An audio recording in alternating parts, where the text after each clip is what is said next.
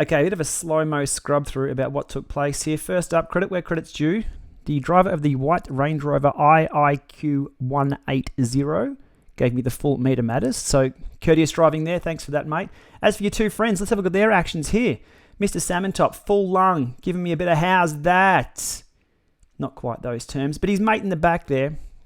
I'm going to have to critique your yelling style, mate. So, look, you've got one going full lung. He's doing well. I mean, he's abuse. He's telling me what he thinks of me as a cyclist on the quiet back roads here on a Friday afternoon.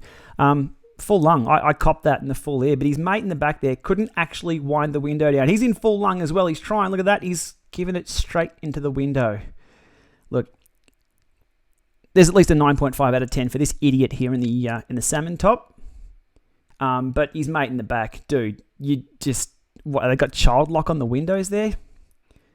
They need child lock on all these windows. Okay, flipping over to here. Here we go. Like a dog in the wind. Mr. Salmon Top's pretty proud of himself. He's given me a bit of a fright. As you can see, they're completely empty road. Absolutely nobody else around. Thinking they can get away with it. And, oh, hello. He's got the window down a little bit, but he's still yelling into the glass there. So, window comes down a little bit further. Your timing's all out there. So, IIQ 180. That's absolute pathetic. Pathetic actions, wasting your time. I think the lesson we've learned from here, or these three idiots should learn, is number one, probably don't abuse a cyclist. There's nothing to gain from that. Number two, don't abuse a cyclist with a camera on their bike. Number three, do not abuse a cyclist with two cameras on their bike, who then gets home and critiques their pathetic form on YouTube. Anyway, to calm the nerves, I had a quick chat about this around the lake, so let's go to that.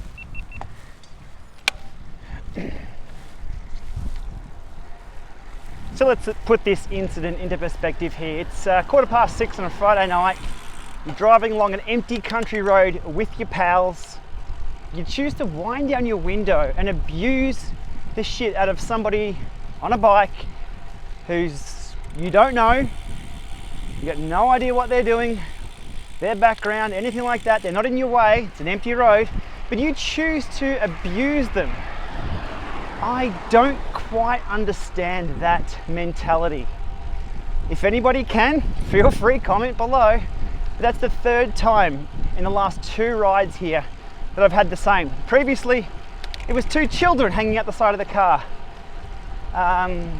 abusing with me some inaudible, whatever you'd like to call it. I just don't get it. I really don't get it.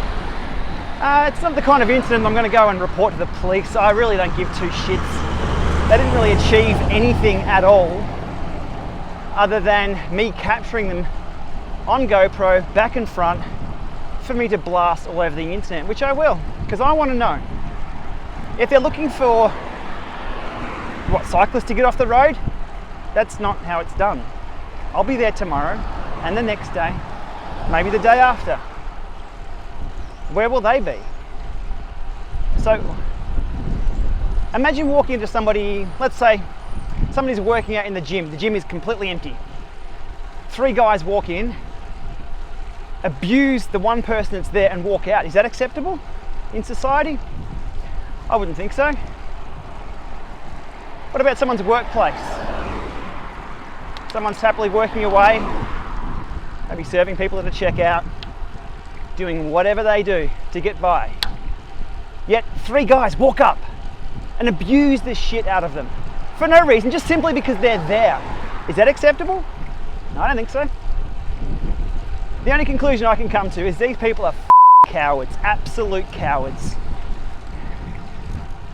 If they could reason, if they can answer my question about why they'd do it, they'd realise how stupid they are and how well, a lot of people now have cameras on their bikes. So, as I said, it's not an incident that I'd go to the police over. I mean, they didn't hit me. But I just don't expect that kind of behaviour. If I was running here around the lake and someone abused me, the first thing you'd call the police.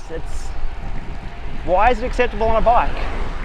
And what the do they get out of it? What's the return? What's the reward? Because if you're trying to look tough to your mates, then mate, your number plate is going up in lights, because I don't know who you are, I've done nothing to you, but as of now,